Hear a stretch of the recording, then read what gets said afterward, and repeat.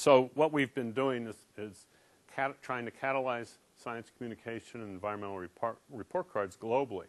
First of all, the background map here is color-coded for the number of people that have registered and downloaded symbol libraries in the 3 years that this has been available on the web. So we've had 50,000 people download and register from virtually the entire globe. And we've run training courses in the US and Hawaii and Europe and in Asia. We've also done environmental report card workshops in East Coast and Central Asia and Australia, and we've done national assessments of estuaries in the US and in Australia. So this next section, I'd like to talk about environmental report cards and how they're a key element of an adaptive management cycle. So an adaptive management cycle that starts with policy and planning leads to implementation and monitoring, and then the evaluation of that monitoring to feed into an improved understanding and better policy planning, and that cycle repeats itself. Well, I want to talk here about this evaluation and how we do ecosystem health monitoring to help that evaluation process.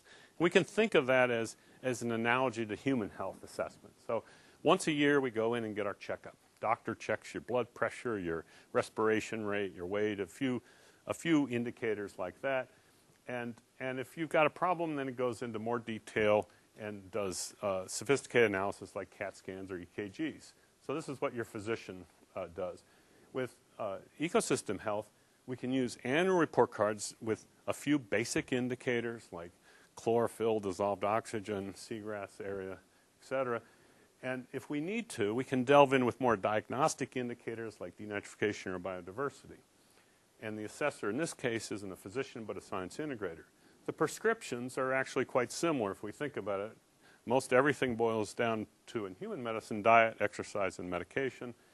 Our diet of inputs of nutrients, sediments, and toxicants in the coastal zone often needs to be modified, and we can affect that through inputs as well as flushing. So I'd like to give 3 examples of environmental report cards. I've got examples of the way they have feedback for management, research, and monitoring. Today I'll just focus on 3 examples of how environmental report cards provide feedback to management. The first is that they can catalyze ecosystem health improvements.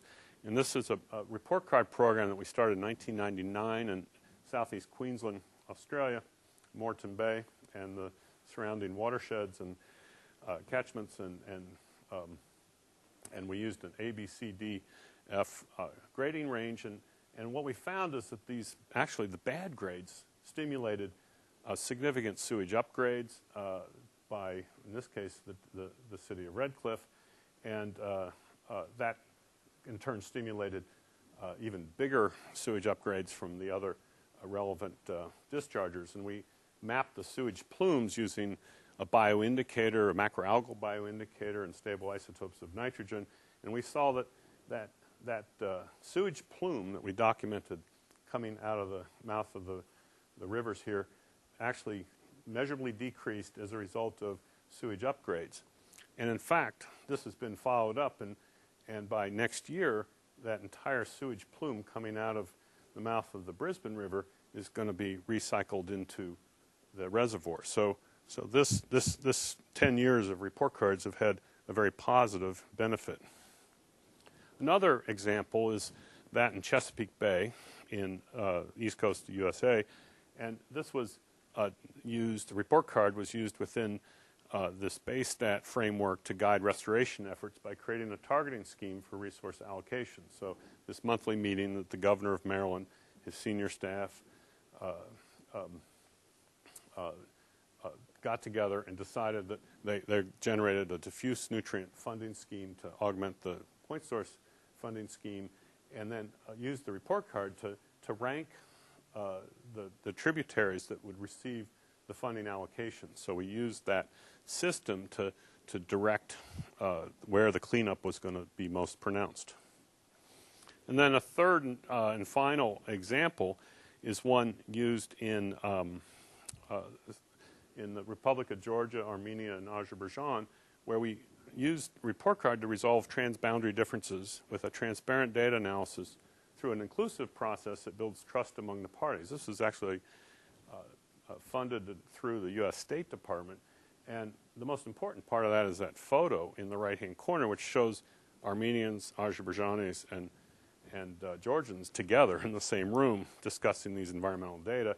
And these maps that we created in the progress of the Kura River water quality were the first time they'd ever had their data plotted from these different countries and compared on equal weighting.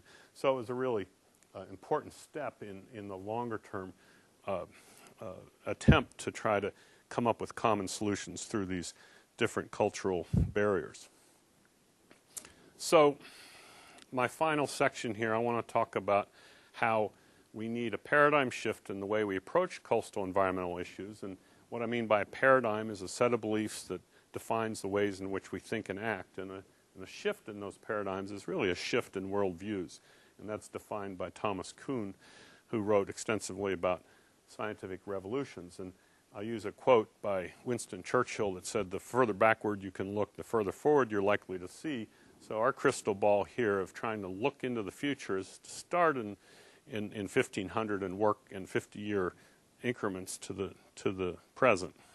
So starting in the period early 1500s, a Polish astronomer, Nicolaus Copernicus, was looking at responding to the societal need to understand the position of the Earth. Where did the Earth fit in this solar system? And of course, we used to consider the Earth at the center and the planets and the sun revolving around the Earth. Copernicus, upon his deathbed in 1543, published his book, which showed that the sun, in fact, was the center of the solar system. He was followed by Galileo, who ended up being imprisoned for espousing the Copernican revolution, as we call it, the revolution in the way people thought. And Galileo set about to understand heavenly bodies, and the existing paradigm was that the heavenly bodies consisted of an ethereal substance. In his paradigm that replaced that, the heavenly bodies consisted of physical matter, and these are his drawings of the phases of the moon that were in his book, and of course he invented this tool called the telescope to actually make those observations. And then Kepler followed up to understand planetary motion, and we had the Copernican revolution to come up with the sun as the center of the solar system, but the assumption was that there were the planets circled around that sun and in a circled around the sun in equal orbits. However, Copernicus, using Galileo's tool, the telescope, and a lot of mathematical derivations, came up with the elliptical orbits of the sun, of the planets around the sun. A physicist in England, Alice's progenitor Isaac, came up to understand the interactions of nature and the existing paradigm that the forces of nature were all unique, and his famous principles of Mathematica showing that the universal physical laws of nature that applied anywhere in the world, including gravity.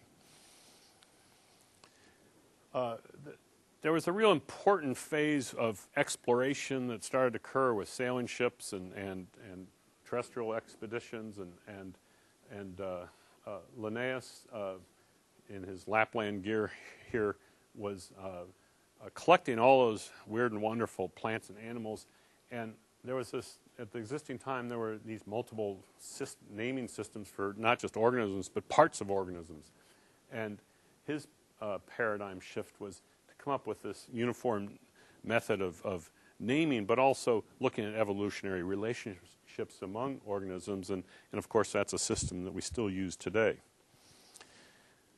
A French chemist, Lavoisier, explored chemistry, really invented the field of chemistry, and the existing paradigm was that there was this substance, this phlogiston, that caused candles and other substances to burn, and that he came up with a paradigm of the conservation of matter and was able to, understand the gases that made up the atmosphere. A geologist, British geologist in the early 19th century, tried to develop an understanding of the formation of the Earth. And the existing paradigm was that the Earth was 6,000 years old, the catastrophe theory, the biblical flood. And his paradigm was that, in fact, the Earth was much older than 6,000 years, and that the processes that were relevant to present day were also existing in the historical era, this uniformitarianism. And so he set the stage for his most famous student, Charles Darwin, who used that geologic understanding as an underpinning of his theory of natural selection and his attempt to understand the diversity of life that he was seeing on the voyage of the Beagle, and the paradigm of the divine creation giving way to his theory of natural selection. And of course, this paradigm was both produced bestsellers, his books, but also intense controversy at the time. In the early 20th century, the attempt to understand matter was explored by a raft of physicists and represented by Albert Einstein. And the existing paradigm that energy and mass are immutable was replaced by Einstein's theory of relativity, and the most famous equation in the world, E equals mc squared, showing that energy and mass are interchangeable. And of course, these revolutions all led to major changes in society. So the atomic power and nuclear weapons that resulted from these insights by the physicists of that first part of the century were really paramount. And then in the last part of the 20th century, we've had this biological revolution fueled by the discovery of DNA by Watson and Crick and their colleague Rosalind Franklin, who used the X-rays of DNA to help understand the double helix structure. And the existing paradigm was that the chromosome proteins were the basis of inheritance, and they provided a new paradigm that replicating DNA is a basis of inheritance. So what do all these paradigm shifts have in common? What do they have to do with the coastal zone? Well, one thing they have in common is they fundamentally changed the way we think and act. And if you look at Time magazine, they voted on who the most famous person of the 20th, the most important influential person of the 20th century. And they didn't pick a president, a general, or a politician of any sort. They picked Einstein as the most influential person of the 20th century. So that's the relevant importance that these scientists represent. And these are the individual scientists that, of course, represent a whole legion of colleagues that were able to come up with these startling revelations that change the way we all think about the Earth. So in looking at that hindcast, what are we going to next? And so here's our challenge: sustainability. Society needs to have environmental problem solving. We finally recognize that this is a finite planet, and we've got to figure out ways of solving this process. We're going to need science practitioners in that Pasteur's quadrant we spoke about earlier to use use-driven and understanding-driven research to come up with solutions. So our paradigm that we have this irreversible environmental degradation and that we can't do anything about it has to be replaced by a new paradigm that environmental solutions are possible. And this is an example of a dam that got blown up to allow fish passage in Chesapeake Bay. So you can do dramatic things when you put your mind to it, and that's clearly what we need to do to go into the next phase of how we approach coastal problems. And maybe what we can see here, the common thread of these great paradigm shifts, are that they occurred when the scientific discovery was effectively communicated to all of society, not just to scientific peers, but to all of society. So these dead white men here represent the past. The future, I hope, with Loicz, is that we will come up with solutions to sustainability. And if we think of the coastal zone as the environmental battleground of the future, where the intense biogeochemical cycling and productivity of the coastline is matched with the intense pressures that human populations are putting on it, this is the place where we really need to focus.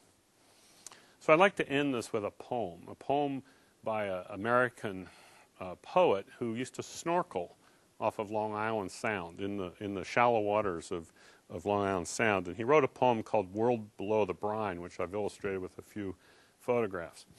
The world below the brine, forest at the bottom of the sea, the branches and leaves. Sea lettuce, vast lichens, strange flowers and seeds, the thick tangle, openings and pink turf. Different colors, pale green, gray and green, purple, white and gold. The play of light through the water.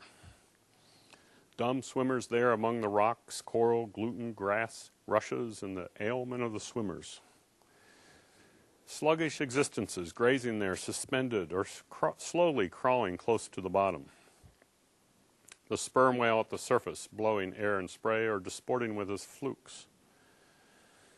The leaden-eye shark, the walrus, the turtle, the hare sea leopard, and the stingray. Passions there, wars, pursuits, tribes, sight in those ocean depths, breathing that thick breathing air as so many do. The change thence to the sight here and to the subtle air breathed by beings like us who walk this sphere, the change onward from ours to that of beings who walk other spheres. Thank you, and I'd like to acknowledge the Loicz IPO and Scientific Steering Committee, the Seagrass Trajectories Working Group, my colleagues at the Integration Application Network and the University of Maryland Center for Environmental Science.